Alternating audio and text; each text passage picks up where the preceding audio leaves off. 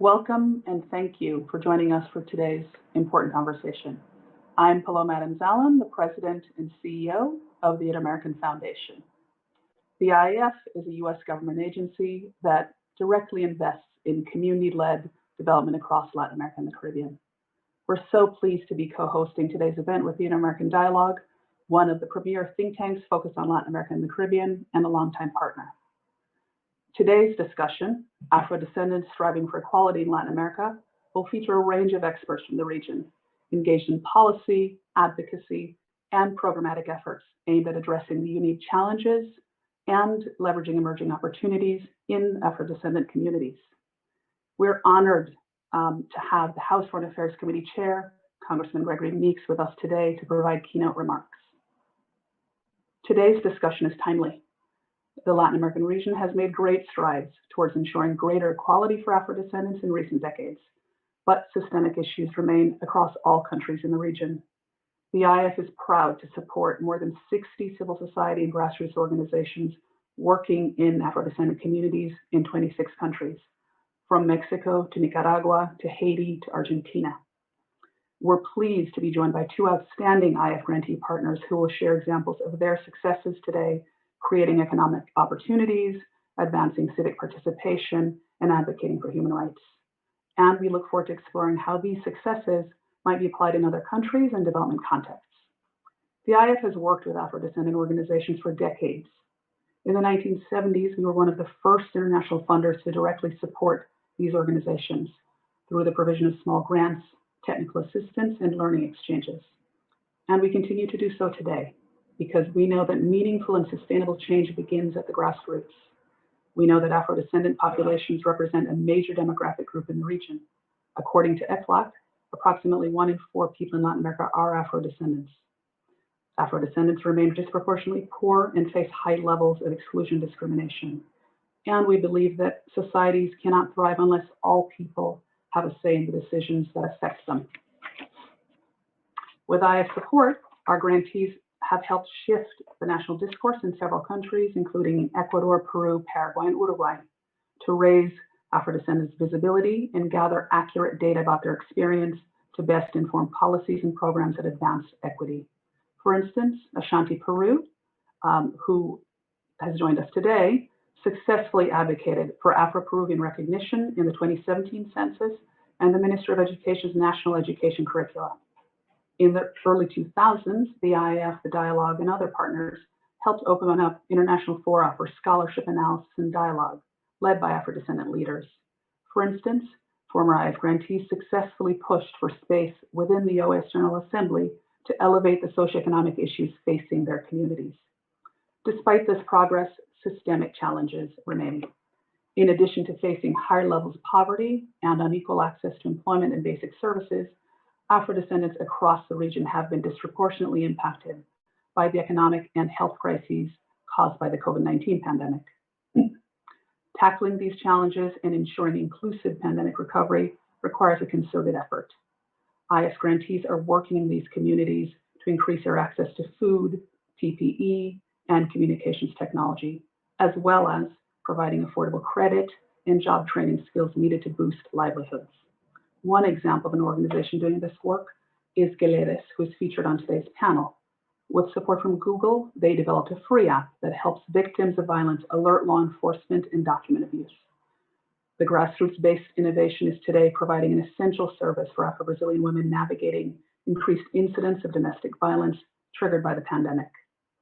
Now, while grassroots efforts are critical to effecting change, to be most impactful, they need to be met with the leadership and commitment of senior leaders. Senior leaders like Congressman Gregory Meeks of New York's 5th Congressional District, a longstanding advocate for Afro-descendant communities in Latin America and the Caribbean. Congressman Meeks is the first Black member of Congress to chair the House Foreign Affairs Committee. He's also a senior member of the House Financial Services Committee and chairs the Peru and Brazil caucuses in Congress. With his Republican counterparts, he's already convened several key hearings focused on Latin America and the Caribbean, including the impact of the pandemic on its economy and its people. Given the IAF's focus on elevating the ideas and solutions coming out of grassroots communities, we appreciate that the new chairman approaches his role with a deep understanding of the challenges and opportunities facing marginalized people in the hemisphere. Chairman Meeks, we're honored to have you. Thank you for being here today with us. The floor is yours.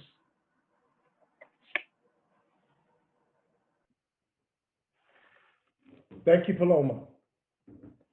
It's always great to see you, and it's so important to hear about the work being done by the Inter-American Foundation and its grantees to support grassroots development efforts. I believe I see Michael Schiffer. Michael, it's always a pleasure to see you. And I want to also extend warm greetings to the stellar lineup of panelists and those listening today online. It's just, your panelists are just absolutely wonderful.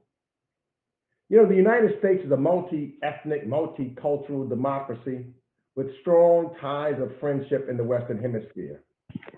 Our region is inextricably connected by a common history and legacy of colonialism, conquest, and the transatlantic slave trade. The internet just went down.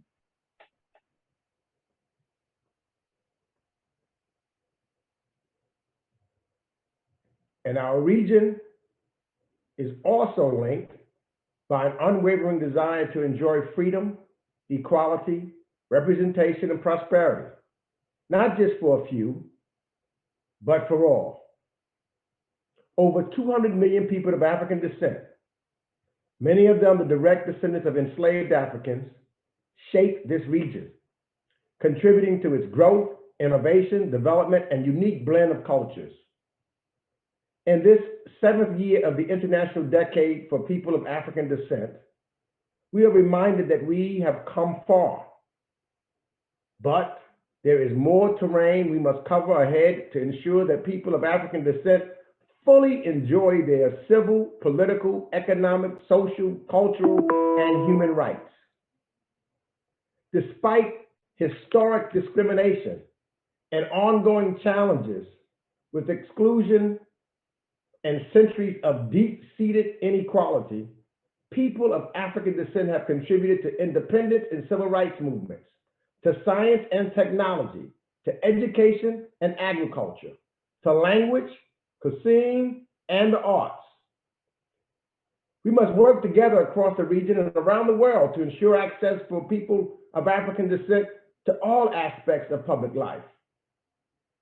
You know, Brazil's Black population is at 56%, and it is larger than any other Black population outside of Nigeria. Colombia's African descent population is just over 20%. Uruguay has a population of 8%, and Panama over 15%.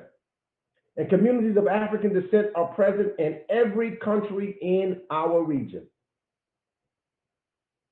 This is no insignificant number, and people of African descent make up more than 1/3 of the population in the region.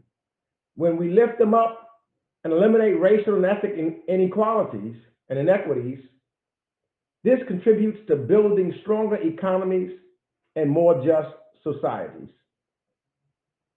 Over the years, I've been a strong proponent of programs which seek to provide access to economic, educational, and leadership opportunities for people of African descent.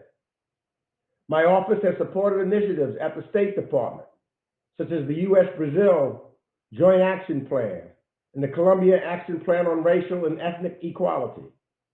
I've supported activities to support the International Decade for People of African Descent and the creation of a unit designated to support these issues in the Western Hemisphere, as well as foreign assistance and alignment with these programs at the USAID. Now, with President Biden in the White House, I will urge him to reinvigorate these plans, which recognize the important contributions of African descendant and indigenous people. And in my capacity as chairman of the House Foreign Affairs Committee, I intend to make full use of the committee's oversight responsibilities to ensure that the State Department and USAID are committed to expanding diversity and hiring efforts, as well as increasing efforts to address the global rise and racial discrimination. As chairman, I remain committed to the people of the Western Hemisphere and to the people of African descent who represent untapped talent and a bright future for our region. I remain steadfast in my belief that by building and strengthening partnerships in the region, we can ensure inclusive development, recognition of important contributions made by people of African descent, respect for rule of law, and protection from human rights violations. Now, I've had the pleasure of visiting Colombia, Brazil, Peru, and almost every part of the region. And I've seen firsthand some of the challenges people of African descent face. But you know what? I also see endless potential. African descendant communities should be a primary focus of our efforts to create more equitable, stable, and peaceful region, a region where access to opportunity is possible for those who have been historically marginalized and too often disenfranchised. So with the Biden administration now in place and a democratically controlled U.S. House of Representatives and Senate, we want to be sure our relationship in the region addresses peace, root causes of outmigration, and invest in mutual beneficial economic stability and inclusive development. The Biden administration also marks America's return to the table. We are once again re-engaging and enhancing our multilateral participation at the Organization of American States and at the United Nations.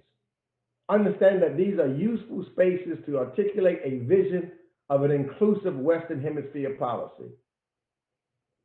Yet we still have a long way to go, but it is my firm commitment to engage both bilaterally and multilaterally to bolster cooperation, which includes the voices and the needs of people of African descent on democracy and human rights, as well as access to education, employment, entrepreneurship, and trade. America's strength in advocating these principles abroad is rooted in our own racial reckoning at home. This engagement comes from a position of humility and our admission that we are not a perfect union, but that we are striving to be more perfect. From the COVID pandemic widening inequality to our own experiences with police brutality and discrimination, it is clear that we do not have all of the answers. The work is not complete. We must start with a commitment to these values at home so we may lead by the power of our example abroad. We will not shy away from speaking for human rights and the impact of violence on the lives of women of African descent and African descendant youth. We are closely following the developments in the cases of the Afro-Brazilian council member Franco, the kidnapped Garfunia leader in Honduras, the hundreds of Afro-Colombian human rights defenders killed over the last 5 years, and countless more. We will not rest until the region is safe for those who serve and raise their voices to defend human rights. We're also following the situation in Alcantara, Maharano, and its impact on Quilambalo. These communities are important and recognize the importance of the unique cultures and knowledge of the remaining Colombos and the Palenques all over the region. We must also be clear that these challenges are not superseded by other crises. They are far too interconnected. COVID-19 has had a disproportionate impact on communities of African descent. A crisis like a pandemic only compounds existing inequalities and inequities in a society. We need to be sure there are accessible vaccines available in countries across the region and that they're being distributed equitably among those communities in great need. The COVID-19 pandemic is teaching us that we are interdependent. This means finding ways for African descendants and indigenous communities to have a seat at the table of decision-making and address the inequities they face on a daily basis. Inequality hurts us all. As the global community struggles to get a health crisis under control, The impact of the climate crisis is already having a disastrous consequences. Climate change is affecting African descendant communities across the region, and particularly in Caribbean nations at alarming rates. Here again, as chair of the House Foreign Affairs Committee, we will work with the Biden administration to address climate change and its specific impacts on communities that are often marginalized in preparedness and recovery programs. There are also many ways we can work with the administration to not only fix what is broken, but go further and create new opportunities. I look forward to working with the Biden administration to invest in cultural heritage and the preservation by building transatlantic relationships between the U.S. and the continent of Africa, and Latin America, and the Caribbean. This is also an exciting opportunity to expand cultural exchanges and invest responsibly in inclusive economic pursuits. We should support industries which partner with communities of African descent to tap into the cultural assets and talent that already exists and create mutually beneficial and groundbreaking advancements in technologies, healthcare services, renewable energy, and the arts. We should be partnering together to strengthen a 21st century workforce with new perspectives and diverse talent pools. We should extend those partnerships to include tech industries that take into consideration the needs and capacities of African descendant communities and minority and women-owned businesses. We should be learning from programs that may be successful in the United States and elsewhere, and encourage culturally competent partnerships with communities of African descent. It is especially important to reach youth of African descent, ensuring that effective future leadership reflects the communities it attempts to serve. And that is why I have been a strong proponent of programs like the Martin Luther King and College Horizon programs in the Andean region, and Fulbright and Humphrey fellowships. We will need to expand beyond traditional programs to ensure the participation of African descendant youth in the United States-based education opportunities. Building on the success of initiatives like the HBCU, Historically Black College and University Alliances for Brazil and Colombia, which open exchange and study abroad options for students in the United States and in the region. It is imperative that we promote the investment in digital infrastructure, especially in sub-regions that are often left out of connectivity, off to the planning for electrical grids, and excluded in access to digital and STEM education. These new partnerships should offer education, vocational training, and employment opportunities. Furthermore, they must take into consideration a diverse supply chain and prioritize local and minority-owned businesses. We must pay special attention to groups that suffer heightened forms of discrimination, such as women and girls of African descent, who face multiple, aggravated, and intersecting forms of discrimination. So in closing, the International Decade for People of African Descent, this new juncture in our political leadership presents an opportunity to both address the root causes of inequality and partner with countries in the region to recognize communities of African descent. We must uphold the rule of law to ensure fair treatment, peace and security, and protect the lives of Black people. We must invest in the future of African descendant communities by building infrastructure and creating economic opportunities that will level the playing field and lift communities from poverty in the process. For I am confident and I know that if opportunity and accessibility to opportunity and education, I'm a firm believer in what I call the 3 E's: education and economics equal empowerment. All we need is to have a level playing field.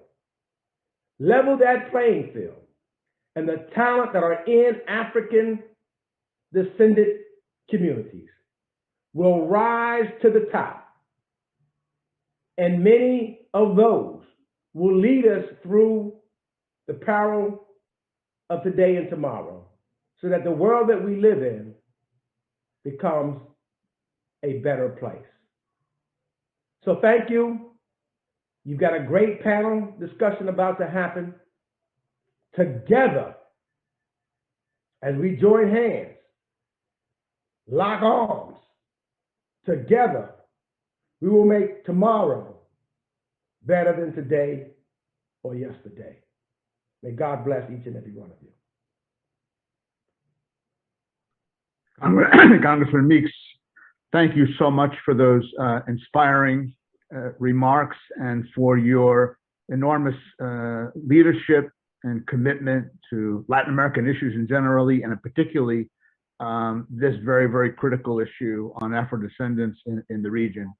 We applaud all that you're doing, and I know I speak on behalf of the Inter-American Foundation and the dialogue that we really hope to continue to engage you and work together with you for the goals that I think we all of us care about. So thank you so much for those words, and thank you for taking time. I know you're extremely busy, have many obligations, so we're very grateful to you for taking time out of your busy schedule, and we'll be in touch with you. Thank you. Thank you, Michael. And I just got to give a little shout out because I just saw her on my screen. I didn't see it before, and that's my dear friend Paula Moreno. Paula, hola. Congressman Meeks, so happy to see you, sir. Awesome. Thank you for your work. We are so proud of this position that you are, and more than 20 years working in this issue. So thank you very much, sir. And as you just mentioned, there are good things coming, and we will even do more. We have done a lot, but we will even do more. Thank you very much, sir. Thank you. God bless you all. Thank you, Michael. Thank you, Congressman. Good to see you. Stay well. I want to go ahead with our session here after those very inspiring words by the chairman, and I just want to emphasize how delighted and honored the dialogue is to partner in this event with the Inter-American Foundation and recognize the remarkable dynamic leadership of Paloma Adams, and really play a central role on this issue and many other issues of building sustainable development in the hemisphere. I think a lot has been said already about framing the issue. The dialogue also, I should mention, has a very long-standing commitment to the role and the status of Afro-descendants in the region. And if you look at some of our key core programs and priorities of the dialogue on rule of law and human rights, educational opportunities, and migration and financial inclusion, I think you'll note that we give particular attention to Afro-descendants in the countries in which we work. Overall, as many of you know, the region finds itself in a very difficult situation economically, and the Afro-descendant community has suffered disproportionately. The studies of ECLAC of the United Nations have already been mentioned, that really since 2012, 2013, the region had been advancing considerably, and also the Afro-descendants, which had made some progress, the region is now stagnating, and of course, and the pandemic especially has made a very serious situation even more dire and more acute. I think there are some issues that we want to highlight, and some that have stood in the way of progress for Afro-descendants. One is simply a question of data. I think that many Afro-descendants are not adequately counted in studies, and so we need to have better, reliable data if we're going to draft effective and develop effective, more inclusive policies. So that, I think, is one challenge. Of course, as has been noted, there is deep-seated racism and exclusion of Afro-descendants, which is a characteristic of that I think many countries in the Americas share, and that has to be overcome. And of course, a lack of representation in positions of power, both political power and economic power, which again is a major challenge moving forward. As I said, the pandemic has been particularly devastating to Afro-descendant communities. They are disproportionately the frontline workers who are more likely to be involved in the informal sector and self-employment and have unequal access to health services. So as we're at this very critical moment, as countries begin to put in place plans to jumpstart their economies, it's essential that that the needs of these communities get the highest priority and most urgent attention. And I think the Afro-descendant organizations in the region, including those that are represented in today's panel, have really should be applauded for the progress that's been achieved to date through tireless efforts. And the governments have a responsibility to work with civil society, the private sector, to guarantee that these communities are represented adequately in plans for recovery. I just want to mention that the emphasis of today's discussion will be on several countries. We know that every country is facing this issue, and that each country is different, but we want to focus on where there are opportunities, which Paloma mentioned and Chairman Meeks mentioned, to make some progress, and where civil society plays a valuable role, and the private sector is active and becoming increasingly committed to these issues. Unfortunately, there are some more repressive governments and more closed societies in our hemisphere, where the Afro-descendant populations are also suffering disproportionately, suffering from a terrible situation overall, but even more so than other populations. And unfortunately, the opportunities are not as great in those, but we should certainly recognize that Afro-descendant communities are in very serious situations and are suffering a lot in many societies. But those we want to try to look at the opportunities and approach this in a constructive way about how we can build on whatever successes have been made, and we can only do that's only possible in more open democratic societies where there's some space to make that progress. And we're very fortunate, as Congressman Meeks said, to have absolutely superb speakers to this morning to share their diverse, well-informed perspectives on these issues, the effect of COVID-19 on these communities. Has there been a major? How serious a setback has COVID been for these communities? And what are some of the challenges that you see, Judy, in the economic recovery, and what practices that have been proven successful in the past? You know the experience well, that have been able to overcome some of the obstacles to facing Afro-descendants and obtaining better job opportunities in the region. And perhaps you can mention as well about private sector employees in the region. Are they increasing their role in trying to address the difficult labor market situation? So I know there's a lot of questions there, but let me just turn it over to you, give you the floor, and again, look forward to your comments. Thanks, Judy. Excellent. Thank you so much, Michael. And really, it's such a privilege and honor to be with you this morning. This is a work that many of us have been involved with for decades. I want to recognize, in particular, Congressman Gregory Meeks, who has been following this topic for just as long as any of us here on the panel. I also want to recognize the Minister Paula Moreno, who is such a historic figure and such an important ally for these topics, and the IAF President Paloma Adams, who really has a strong personal commitment and a great deal of understanding and commitment to these issues in the region. And of course, Michael, you and the Inter-American Dialogue has had a pioneering role in getting some of these discussions about data and African descendants on the map. First of all, we know that African descendants represent between 20 and 22% of the population, according to the National Census reports. We know that that may be much higher. There's some estimates as high as 30%. But despite the fact that African descendants are a sizable part of the population, they also represent a very large number of the poor. When I talk about African descendants, you'll hear me make a lot of references to Brazil, Colombia, Ecuador, Panama, Peru, and Uruguay. Why? Because these are countries where we can look at longitudinal data over 10 years, and also where there haven't been changes in designations for African descendants in the household survey or the census report. So it's really valuable to look at these countries because we know that we're comparing the same people over the course of time. We know that about 26% of the people pre-pandemic that were African descendant were poor. The good news is that the extreme poverty rate has gone down substantially. In places like Brazil, extreme poverty between 2006 and 2015 went down 55%. In Uruguay during the same period, 76%. In Peru, 61%. So again, we saw some really great progress, great improvement. And when we think about the African descendant population, I want us to make reference, because I know a number of the people online that are attending and joining us today may be relatively new to the population. So think about a place like Montevideo, which is considered one of the more European cities in the hemisphere.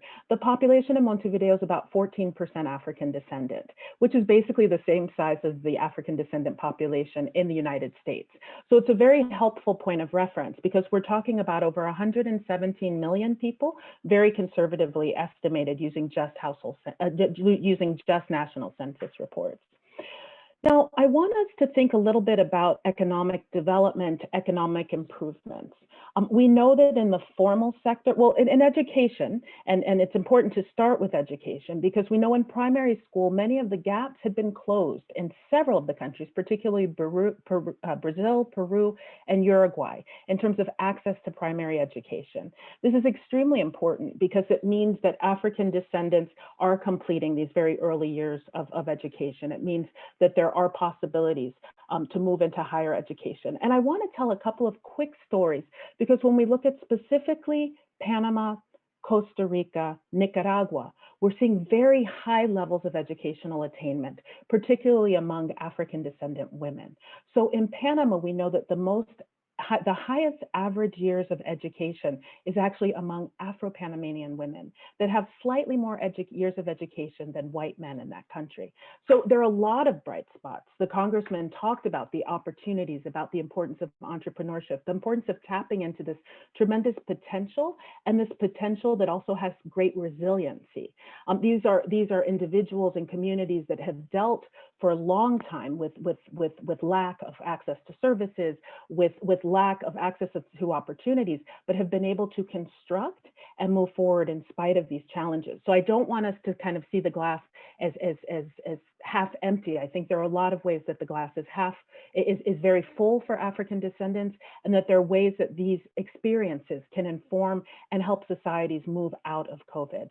In a place like Brazil, thinking about private sector, thinking about formal sector employment, we know that in the largest firms, about 26% of African descendants are supervisors, about 6% are managers. We also know that in the context of Brazil, which is about a little over 50% African descendant, a slight Black majority, we know that those are very, very low numbers, that, if you only have 6% as managers, when we were doing these surveys, we only identified one Afro-descendant woman who was a CEO or president of a corporation who since left. So again, there's great vacuums at the highest levels of the private sector, but some encouraging news that programs like Primero Empleo, which subsidized entry-level workers coming into their first jobs, actually had an impact, and the participation of African descendants was representative to the population. This is a really good example of a policy measure that looks promising and something that we can continue to pursue. We also know that in many countries, in Peru alone, we conducted at the Inter-American Development Bank a survey several years ago, where we saw that 57% of Afro-Peruvians felt that they had experienced some sort of discrimination in the labor market. And I think now we used to talk a lot about the importance of eliminating pictures from resumes and kind of making spaces much more open, but there's some challenges because of social media. It's very easy to know what someone looks like, even if they don't put their picture on the resume. There are newer forms of exclusion. And I think what I'm encouraged about is that companies are becoming more savvy about that. they're trying to make efforts to increase the level of participation of African descendants in the private sector, precisely because they want to be able to access new markets. They understand this notion of resilience, and they understand that certain markets are growing even during the pandemic. And some of these markets are niche markets or consumers that haven't been reached out to in the past. I want to mention that at the Inter-American Development Bank, the IDB Lab is currently looking at a venture capital fund that's targeting specifically African descendants and other vulnerable groups for venture capital, because we know that these are groups that are historically excluded, but several of the sectors, such as tech, fintech, these are sectors where we're seeing tremendous growth and tremendous interest and opportunity, particularly coming out of South America, but we're also seeing prospects and interest in Central America. Now, this high level of informality means that essentially when we're looking at pension systems or we're looking at interventions to get cash in people's pockets, it's very important to realize that so many African descendants are outside of the formal sector. About 20% of Afro-Brazilians receive a pension or have a carteira assinada that enables them to access pension systems, compared to about 40% of whites. In Uruguay, it's 14%. So the vast majority of Afro-Uruguayans are outside of the formal sector. So when we're doing targeted interventions, it's very important to consider other ways and alternatives to make sure that there's some salary supports for those individuals. I'll give you a very quick example. During the COVID crisis, I know that the IDB and other development banks have given specific support to enable firms to retain workers by subsidizing the salaries of those workers.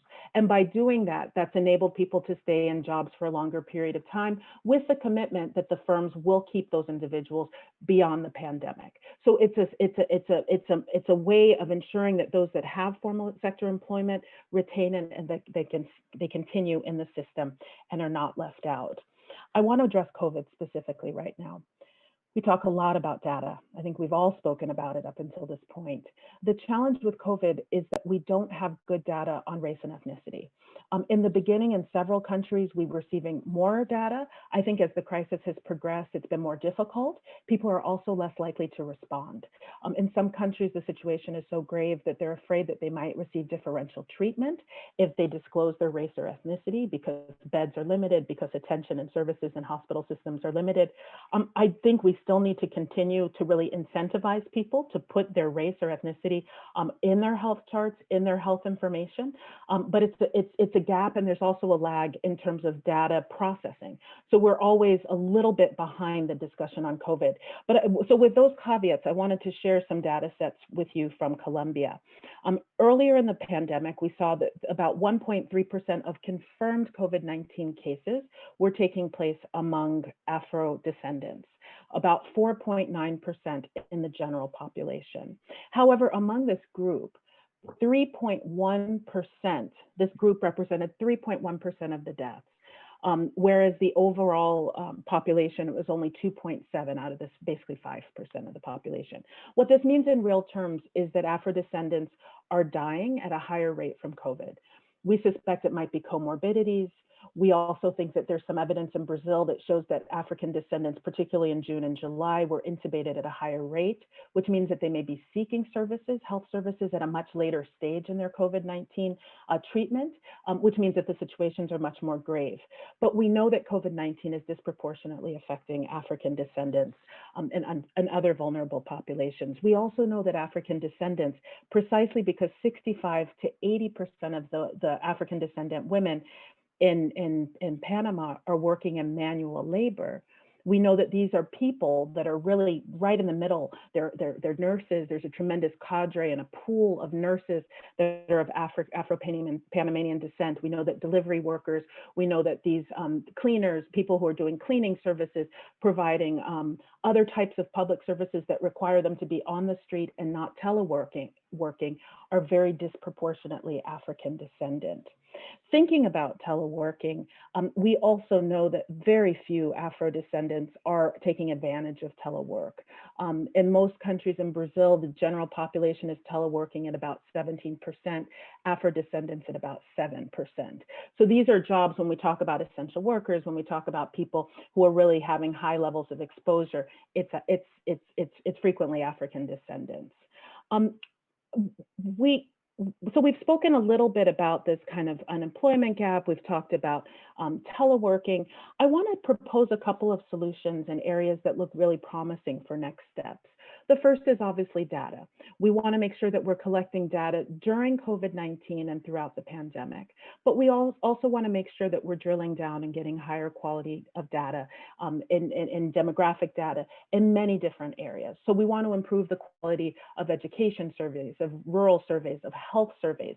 I think in the early years, and the Inter-American Dialogue was extremely involved in this, we looked a lot at household surveys, census data. Now I think we need to get into some of those more specialized surveys by sector, because that will enable us to target interventions. And also in the context of COVID-19, where we're doing a lot of universal interventions, we want to make sure that there are components or that there are aspects of those programs that are specifically targeted to African descendants and addressing the needs of African descendants. The second point is economic recovery. We've already gotten a question in the chat about entrepreneurship and entrepreneurship development. I think this is an area that we have to continue to consider exploring. We know there's a great deal of appetite for considering digital innovations and entrepreneurship.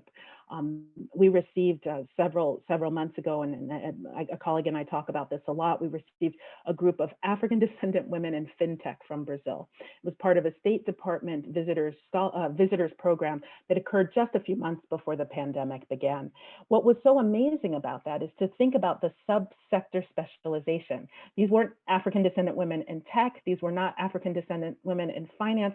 These were African descendant women in fintech. And we look at innovation, we look at what's coming next. We see that it's precisely those kinds of innovations that are so valuable during COVID times. These are businesses that have the potential to grow now. They're contactless payment methods. They're ways of transforming and doing plugins. They're very, very agile and very easy to adapt and very easy to grow businesses when you are using these types of technologies and when you're tying it and pairing it with fintech, and also with access to venture capital, and also with improvements in the formal sector and outreach between the formal sector and suppliers. We're seeing this also more and more, that formal sector would like to use, and private sector in particular, would like to use suppliers that are local to decrease logistics costs, to support local communities. So there's this kind of whole ecosystem of discussions around Afro-descendants and Afro-descendants in the private sector as part of economic recovery. And I know that this is something that Minister Paulo Moreno has been very involved in, the discussion even in spaces of culture. How do you connect countries across one another to have dialogues that can support making sure that artists and cultural creators receive payments and are being compensated for their work and the richness of their talents. So again, the digital is something that I think has exploded and is something that needs to be further explored. The third area I want to talk about is best practices. I think that the IAF has done a fantastic job, and we're going to hear in just a few minutes from two experiences of best practices.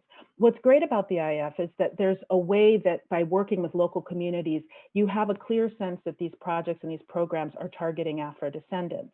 I think there are many other spaces where either African descendants are doing projects that are highly effective but are not being evaluated or systematized, so we don't know the effectiveness of the program, or secondly, they're doing interventions that are racial or cultural adaptations, but because of resistance, they don't call them as such.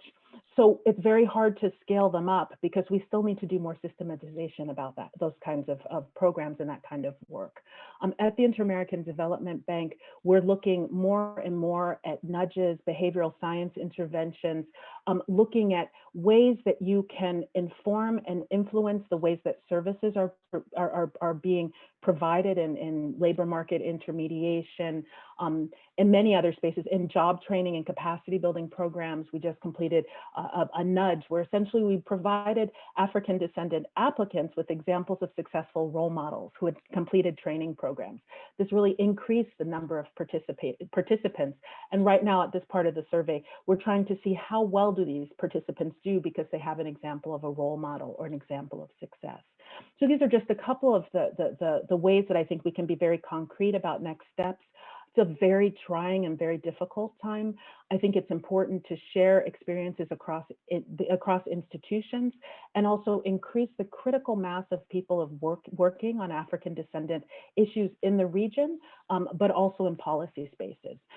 African descendants are a population group, and any aspect of policy can easily incorporate aspects of African descendants who represent up to 30% of the population in Latin America and the Caribbean.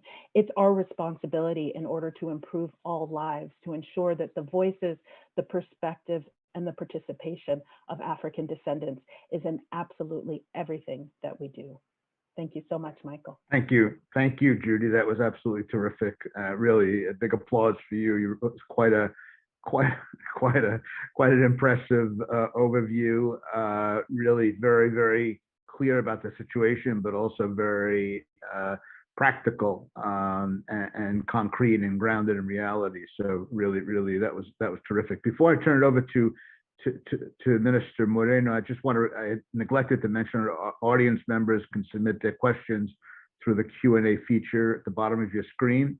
You can email questions, meetings@thedialogue.org, or you can follow us by Twitter using the hashtag Afro-descendants-LATAM.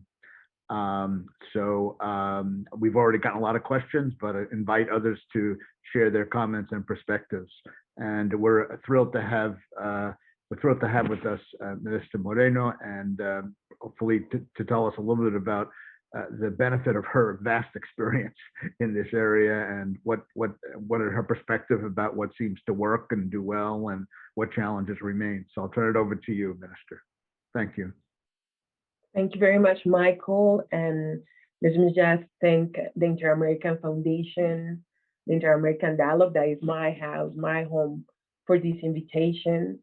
And also so honored to be with these great panelists, and particularly my dear friend, Judith Morrison. And so I would like, I don't know, I'm connected now. Can you hear me? Yes. Can you hear me? Yes, perfectly. Okay. So my dear friend, Judith Morrison, and in particular, such an honor to be with Congressman Nix with these opening remarks. I just wanted to mention that how many years have we walked together? You know, how many meetings on the Inter-American Dialogue Office? You know, I don't know, 12 years, 15 years, each year having this convening, discussing with many great leaders like Marco Antonio and Maria and others, just reflecting on racial equality and try to see different ways to contribute.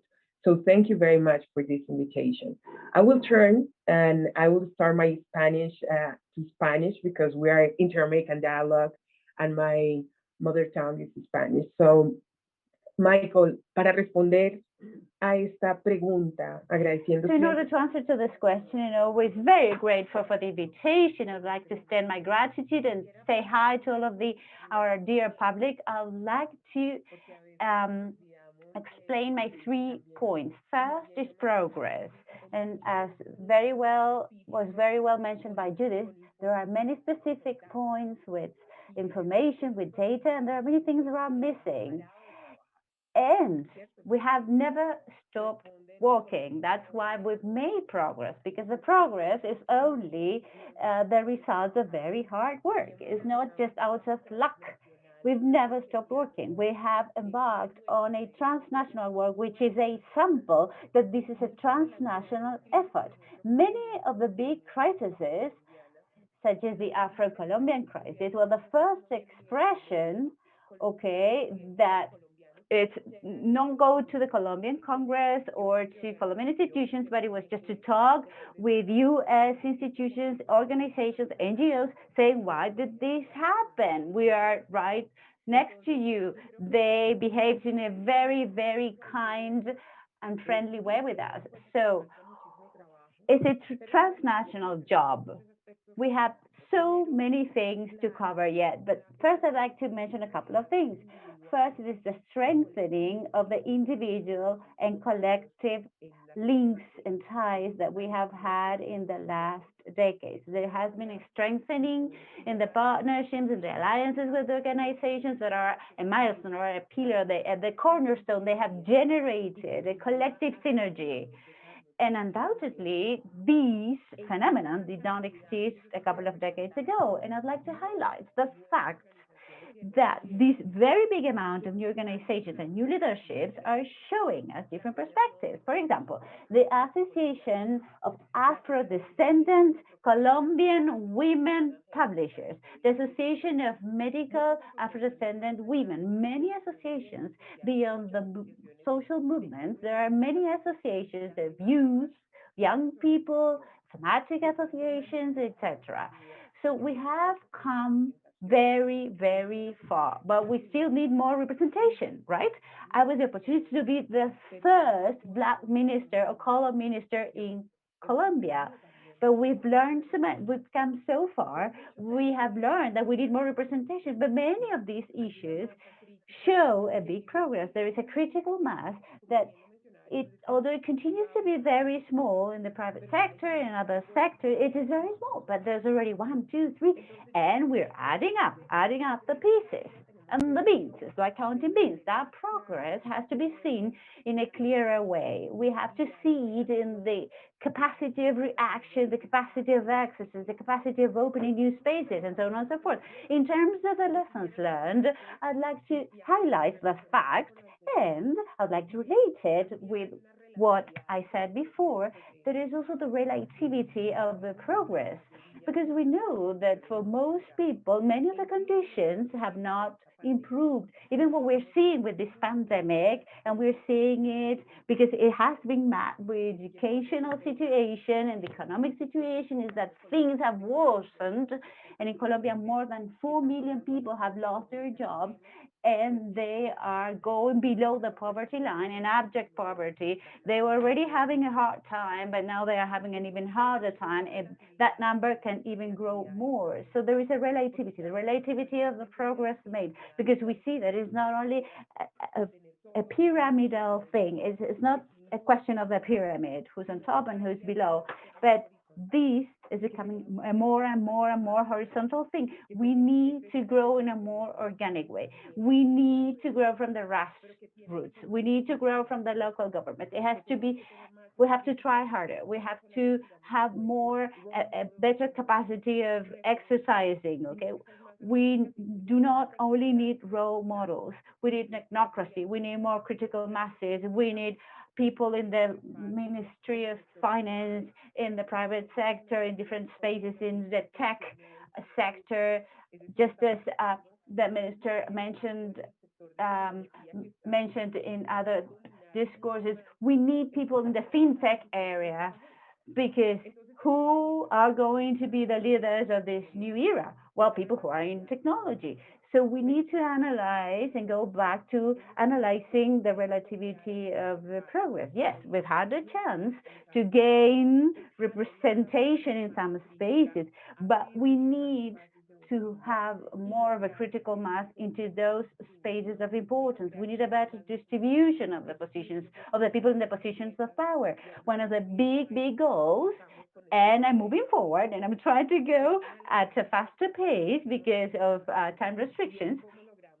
How are we going to move in a more natural way? How are we going from the exception to the natural? You know, we need to make things that are now exceptional, we need to make them natural. Okay.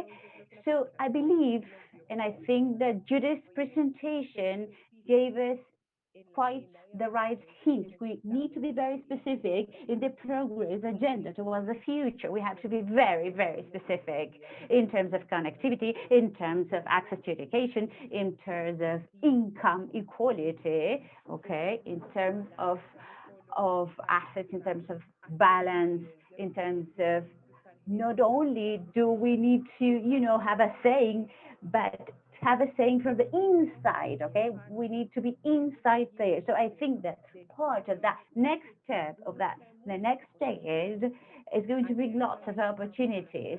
But yesterday we were working with Foundation Ford. We were launching the Black Feminist Fund, a fund of 15 million US dollars that is going to be allotted for the next decade, and it's going to be able to leverage and a very big and important amount of additional funds and resources for Black women. And then if we base ourselves on the cultural matter, we also have the fund that Netflix has just launched. It's a fund of 100 million US. So there's a myriad of new opportunities, and that critical mass that has grown not only in Colombia or Brazil, but at global level in the US as well, is already opening its way through the crowd, and it's gaining new spaces. It's not only, hey, I'm here, I exist, just look at me, but we have gained acknowledgement. We already occupy positions of power, and we need to work in a levered fashion, okay? I get calls and say, which are the Afro movies in Colombia that we want in Netflix or in these platforms? Well, there is a myriad of opportunities ahead of us. And so what's the next step? We need many powers. It's just not the public. The public power is the public sector, is the power of the communications, the power of technology, and we need to generate more effective leadership in each of these spaces. And also, how are we going to help we need to be indispensable in those spaces. Already when Michael or Judith or Mary or Marcus, when they come to Colombia, they don't need to say, oh, wow, there's an Afro-descendant in the government. Oh, wow, surprise, surprise. No, it has to become something natural. It has to be the normal, okay? So, Michael, I would like to leave it here. I would like to wrap up a little bit by saying that I think it's been a great pleasure to be a leader in the organization. It's been a great pleasure to help, adding up more people to enlarge the critical mass. We are more, but we need to be even more to generate more systemic organizations. Thank you very much, Paola. Excellent. You've been so clear. You've been de motivadora, ¿no? lucid, and you've been you've made such a motivating speech. You've been so inspiring to everyone. So it is great for you to remind us that we need to do more to rebuild that basis, that critical mass. And now I'm going to give the floor to Marco Antonio. Welcome, Marco Antonio. It's a great pleasure to have you here. So, Marco Antonio, would you like to share with us a little bit about the situation in Peru? I know that you and your organization have been working a lot. Would you like to share with us the progress and the pending challenges ahead in the future? So, Marco Antonio, the floor is yours. Thank you very much. Thank you, Michael. Thank you for the chance to talk. I can't start without paying homage to Paula Moreno, Maria Silvia. We young people who are not more than 30 years old believe that the results of the struggles and demands and insistence in people like them have made it possible for us to have a lower bar. So we have talked about racism, police violence, inequality, and now COVID-19. In the framework of COVID-19, the government's told us that we want to wash our hands when the little water that's available in Afro-descendant communities is, there's often a paradox because you have to decide, can you use the water to drink or to bathe? They told us we should have social distancing among everybody when our communities and our houses are the most crowded and have no chance of having minimum space between siblings or family. They told us to stay at home, not to go on the street, but we live in complete informality in our communities. If we don't go out one day to work, we can't feed our families. They told us to stay at home because schools and universities would have virtual lessons, but many of our families have lost the year of school because they had no access to internet. In this context, the COVID-19 pandemic has been added to a century-long pandemic, which is inequality. In Peru, only 3 out of 10 Afro-descendant youth can go to higher education, and only one of those is able to complete it. Most of them just take on precarious work, informal work, and when we look at the poorest part of the countries and the most unequal with violence, crime, and drugs, it's usually also coincides with the places where Afro-descendant young people live. In this context of structural discrimination and racism, there are challenges,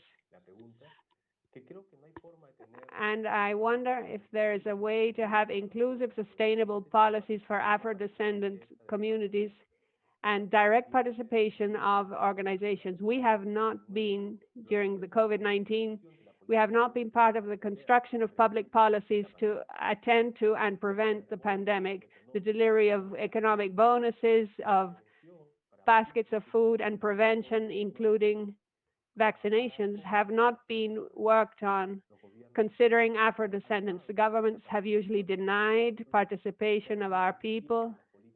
The policies are insufficient, and they have not responded to our demands, particularly on regarding our language and without considering traditional medicine of our people.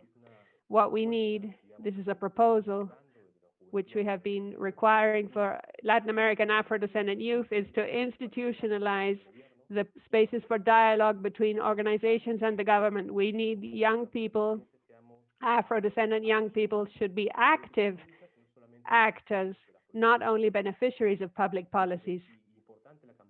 The campaign we're doing is important. It's nothing without, nada sin nosotras y todo con nosotros, which is nothing without us, everything with us. The second challenge related to politics, Paula Moreno has explained this very well. When we look at the distribution of political positions, it does not represent the proportion of Afro-descendants. In Peru, when we look at ministers, mayors, governors, we're not well represented proportionally to our population. We asked Juan, a child from a Chincha Afro population, we asked him, what do you want to be when you grow up? And he said he wanted to play soccer. And we said, don't you want to be president of Peru? And he said very clearly that Black people in Peru cannot be presidents. And it's in this context of lack of hope of Afro-descendant youth that it's important to make visible the proportion of Afro-descendant population. We work with a YAF, a school to train Afro-descendant leaders. We have been giving them political knowledge because we think that youth need to raise the historically delayed demands for development of our communities. 300 students graduated from this school, and they completed the self-identification of ethnicity. They had it included, and the contributions of Afro-descendants. We think now is the time when youth of Afro-descendants can take leadership and be able to demand public policies which are inclusive, participative, and represent the demand of the Afro-descendant population. I would end by saying that there is no way to construct a democracy without participation, political representation of Afro-descendants. In this context, I would like to call for transnational cooperation because it's important that Afro-descendant youth from Latin America and Caribbean should continue to take part in political training in the USA, masters, grants, PhDs, learning, so that then in the future, with all this knowledge, they will be able to be role models for many children who believe that they cannot reach those positions of leadership. Thank you for the opportunity, and we'll carry on talking later. Perfect. Thank you, Marco Antonio, for your words. Congratulations for the work so important work that your organization is doing in a country where I lived for 4 years. That was 30 years ago, and I'm glad to hear that progress has been made despite many obstacles. There's still progress, so I'm very happy to hear your comments.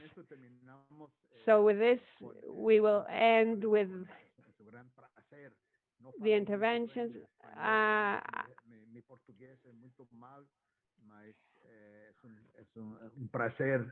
My Portuguese is not very good, but it's a pleasure to introduce We now have Maria Maria Silvia. Maria Silvia, You have the floor. Michael. Thank you, Michael Schaffer, and I apologize if I'm not pronouncing your name correctly. Good afternoon to all of you. I'd like to thank the Inter-American Dialogue and the Inter-American Foundation for this invitation, for this opportunity of bringing and presenting to you questions which are so crucial to Brazil and Latin America and the Caribbean, the impact of COVID-19 in Afro-descendant communities. I'd like to greet President Meeks, who I know left already, but thank him for his words. And I would like to congratulate the Inter-American Foundation for its 50 years of work, and also highlight the importance of the work of the Inter-American Foundation in Brazil. We've benefited from the support and partnership from the Geladas Institute of Black Women in our fight on behalf of human rights and the rights of women. I would like to greet Ms. Paula Moreno, Judith Morrison, and Marco Antonio Ramirez. Here in Brazil, our fight for emancipation has taken place more recently, based on the structuring, on the production of knowledge on racial topics. And Gilead, especially after the Durban conference, has been very active in that. So structuring knowledge on racial themes has been taken to our fight and has been translated in public policies. This happened mainly after the Durban conference, which allowed us, Afro-descendants, to progress significantly, just small steps forward, but important ones.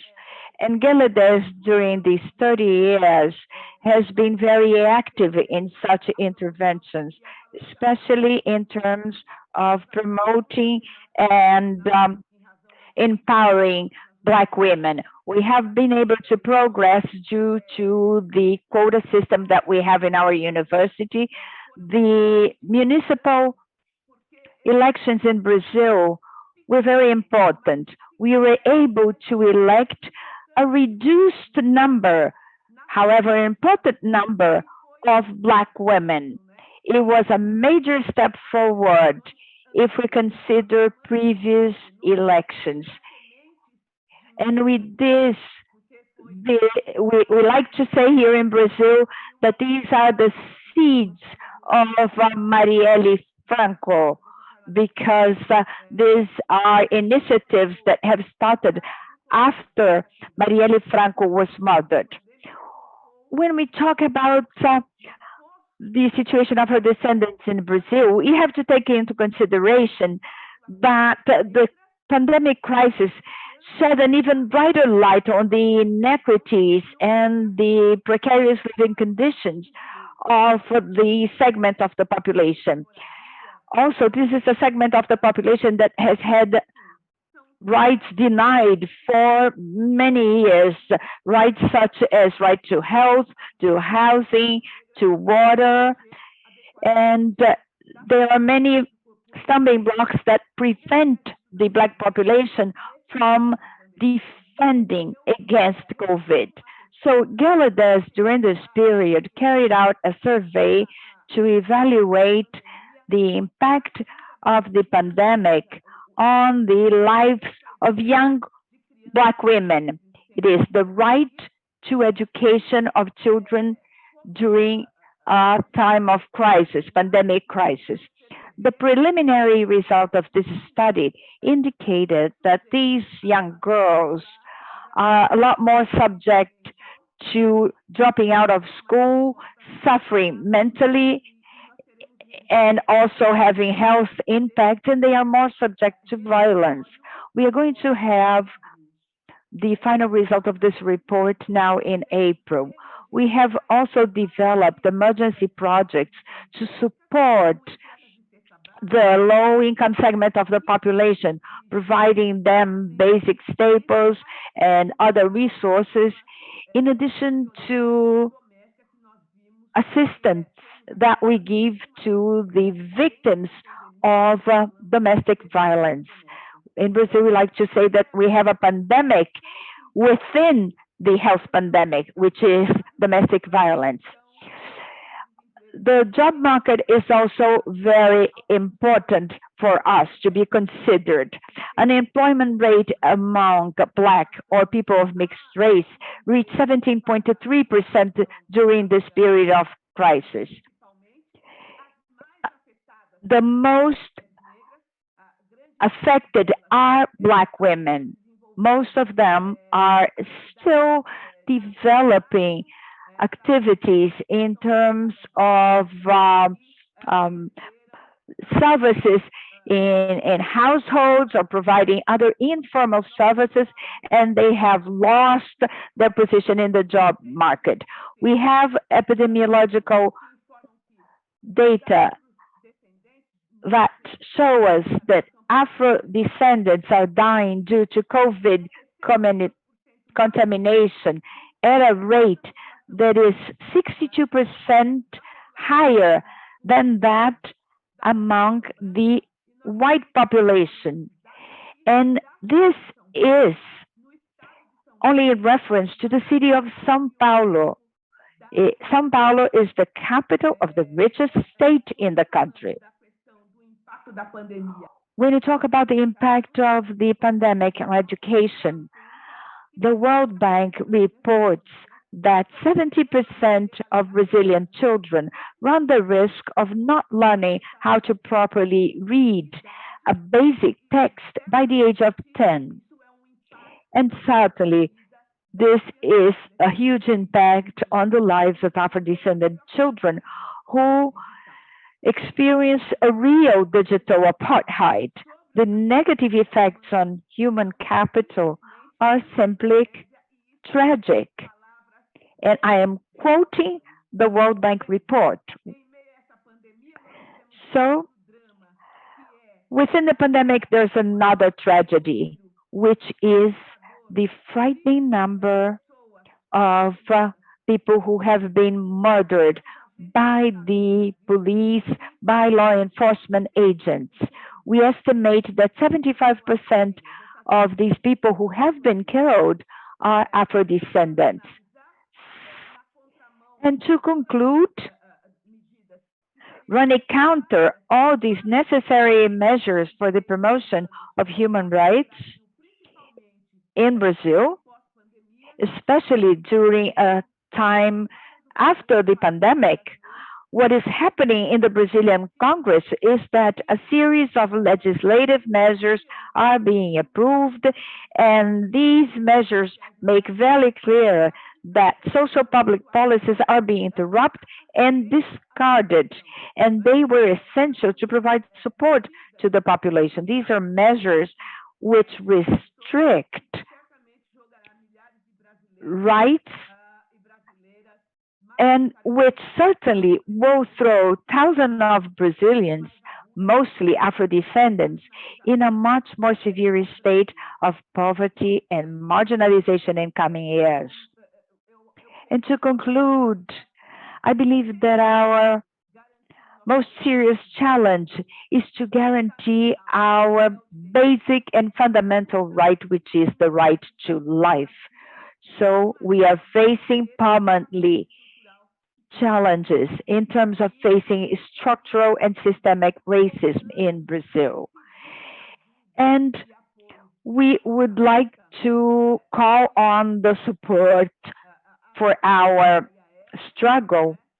We would like to count on the support of the Inter-American Foundation. I was very happy to hear President Mix because it exposed the solidarity shown vis-a-vis the fight of Afro-Brazilians. It was precisely this awareness and this responsiveness of Afro-Americans that was essential to end apartheid in South Africa. So we are counting on the same sensibility and response to be given to the historic fight of Afro-descendants against racism in Brazil. Thank you. Thank you, Maria Silvia. Excellent, your comments. Thank you very much. Excellent, superb set of remarks, and we're a little bit close to the time. What I'd like to do, if you bear with me, is since we started a little bit late, is go through some of the comments very quickly, and then give it back and give each of you 2 minutes to respond to any of the comments that you'd like to, and make final remarks if that sounds okay. But I think it would be good to get some of the ideas, because we've got some very good questions. Let me just put a few of them out. One is whether there's any good diagnosis about the situation of Afro-descendants in Ecuador, which was not a country that we talked about. If anybody has any thoughts about that. Another was in the situation, a very different situation in Venezuela, under a more repressive government and a closed situation. Are there any thoughts about what to do in terms of advancing Afro-descendant situation and rights in that context, and opportunities in that context? There are a number of questions about the private sector, and some was mentioned by Judy and others about the role of private sector, but a little bit more about how how to engage them in this challenge, about making a systematic change, a structural change in societies. Data. Judy mentioned this again, but Rana Dotson asked what kind of data or studies you see that are really in terms of labor and employment, which really need to be developed in terms of just having a full of data. And a related question was one which I thought was interesting, that many of the challenges. This is from Tanya Zwache, if I hope I'm not pronouncing that too badly. One of the major challenges, she asked, one of the major challenges of collecting data and designing initiatives to deal with the needs of Afro-descendants is that racism and discrimination has become so ingrained that many refuse to self-identify as Afro-descendant. And so how can you address that question, which I think was an interesting question. And then I guess just the final question. Well, there is a question very directed to our friend Marco Antonio, and this is from a good friend of yours, Carlos. So says a good friend of yours, Carlos Humberto da Silva Filho, who met you some years ago, and in 2015, when he was in Peru and looking on issues of Afro-Latino youth, and launching a program there with Chante Peru, and you're nodding, so sounds like you remember him. Anyway, he asked if maybe you can respond. What kind of picture do you see of the development of the on the agenda of entrepreneurship and innovation for the youth Afro-descendant population in Peru? And does there exist an ecosystem that is being developed to advance on this? And is there some agenda that's being developed with Afro-Peruvian youth about tourism? I guess he asked for tourism, Afro tourism. Yes. So maybe you can, if you can respond to that question. And then the final question I'll ask, and again, don't feel any obligation to answer anything, but a big issue in the United States is the issue of reparations. And there is a comment that the city of Evanston, Illinois, which is a part of Illinois, has taken a position on declared reparations for Black Americans. And is this a concept or an idea that has, you think, any possibilities in Latin America? Has it been discussed at all? Has it been raised in some form or another, the idea of reparations? So I know that's a lot, and really just feel free to answer the questions that you like. I just asked you if you can limit your responses to 2 minutes. That would be greatly appreciated. So we don't go too over time. But let me turn it to Judy to get us started. Excellent, Michael. Thank you so much, and thank you for those questions. On Ecuador, I wanted to mention that the government is in the process of discussing specific interventions. There are a number of banks, including competing banks, that have been involved in those discussions. So I think we're going to see more potential policy initiatives coming out of Ecuador. On the private sector, I wanted to mention that there's initiatives also looking specifically at firms. The IDB is involved with one of those to train our clients to better incorporate aspects of African descendants. So I want to recognize the good work of IDB Invest in addition to the good work of IDB Lab. I also want to just remember that Gelades had one of the first private sector engagements of any NGO in Latin America and the Caribbean when they worked with Bank Boston over 20 years ago on a specific affirmative action program. So I want to just kind of remind us that these linkages are longstanding. It was a very important and very innovative program to improve the quality of life and opportunities for Afro-descendant youth. On labor market and employment, I just want to touch very briefly that what I mentioned on labor market intermediation a little bit earlier is a new study that we're looking at that I would love to discuss in more detail with Raina Dotson and her team. I think there's lots of potential. We're looking at small tweaks in terms of helping people expand how they see possibilities for African descendants. Reminds me a little bit of a study actually that we did over at the Inter-American Dialogue, looking at how teachers were envisioning young people and potential career opportunities for them. Makes such a difference when the teacher sees kids as being more than menial workers and they really expand their minds. So I think that's something that would be really interesting to take a look at. On data, we can use regions as proxies in some countries where we have very large African descendant populations. Surprisingly, in surveys that are small scale or in corporations, if you ask people what their parents are, sometimes they have a better sense of their parents' racial or ethnic identity than they do themselves. That's another way of gathering this information. And I think increasingly self-identification, combining census and household survey campaigns with the process will help people become more familiar with the terminology. I think sometimes it's a terminology question that we don't always use the right terminology. On tourism, I just want to mention a great group out of Brazil called Afro-diaspora that's looking at regional diasporic tourism. And on cities, the Inter-American Development Bank, we worked on an initiative, a coalition of cities against racism, xenophobia, and other forms of discrimination. It's a product of some of it started around the time of the Durban movement. It's very interesting. We were able to move the discussion quickly. Uruguay, Montevideo, and a number of other cities have taken on initiatives, including affirmative action in housing and specific employment programs. It's an amazing way of looking at the subnational level and to think about how cities can take leadership roles. Thank you to all the panelists. And Michael, thank you again for the opportunity to join you. Wonderful, thank you. And be back home in a lot of ways, from the foundation to the dialogue to the bank. Great, wonderful, thank you. Paula. Thank you.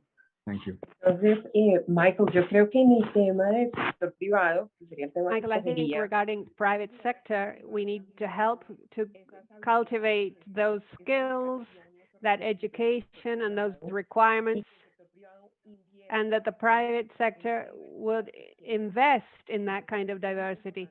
I think it's important, this transformation in education, having more executives. In Manos Visibles, we are launching an MBA with several universities to see how we can help get the critical mass and that companies will become committed to employ this personnel. So thank you very much for the invitation, and regards to everybody. I hope truly that all health, welfare will come to you, and hopefully not too distant future we can meet. Muchas gracias. Thank you. Marco Antonio. Gracias, Michael. Thank you, Sí, Humberto, Michael. Sí, qué Yes, lindo. Humberto, I remember. Nice to see you here.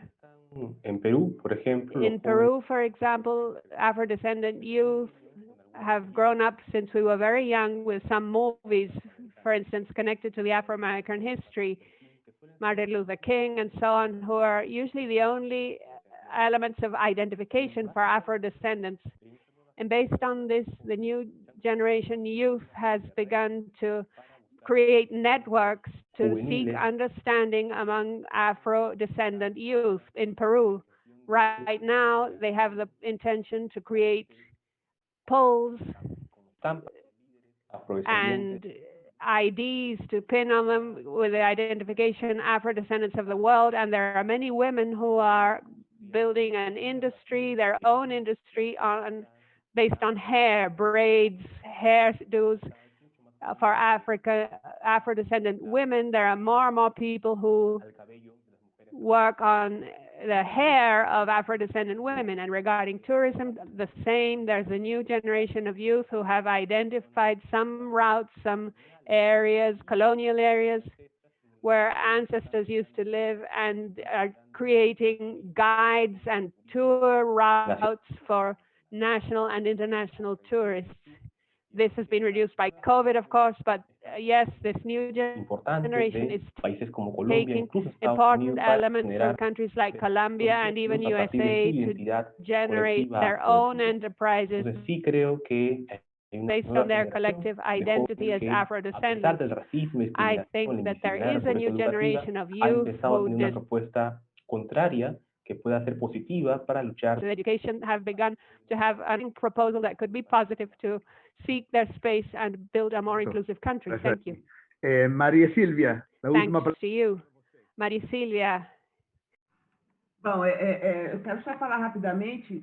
I just like to say very quickly that Judith has already mentioned the pioneer work to include young Afro-descendants in the labor market. And very recently, we've had initiatives from national and international companies in programs that are addressed 100% for young Afro-descendants in this attempt to include them, and also this for leadership positions. With regard to Tanya's questions, how can we have people identifying themselves as Afro-descendants? Well, we've carried out a campaign. This was about 20 years ago in the last census, and this was done precisely to have people identify themselves as Black people or brown people, and this is a technical expression that is used by our census service in Brazil. And we've made this campaign saying, don't let your color go unnoticed. In other words, they wanted to make this separation. And in Brazil, actually, the right expression is the Black population. In any case, this is what I had to say. Once again, I'd really like to thank you for this opportunity to bring an overview of our situation and action here in Brazil. Thank you so much. That concludes our session. I'm sorry we couldn't get to all the questions. There were a lot of them, and this topic obviously generates a lot of interest. And I think, as Chairman Meeks said at the outset, and I want to underscore, this really is very, very timely in many ways, given some of the sort of the broader changes in politics, and also the pandemic, which has forced many of us to think about and confront these issues a little bit more directly and more seriously. And again, there's, thanks to the people who are speakers, there's been a lot accomplished, and there's a strong track record. But I think we're at a moment where there's a lot of opportunities to build on that strong foundation.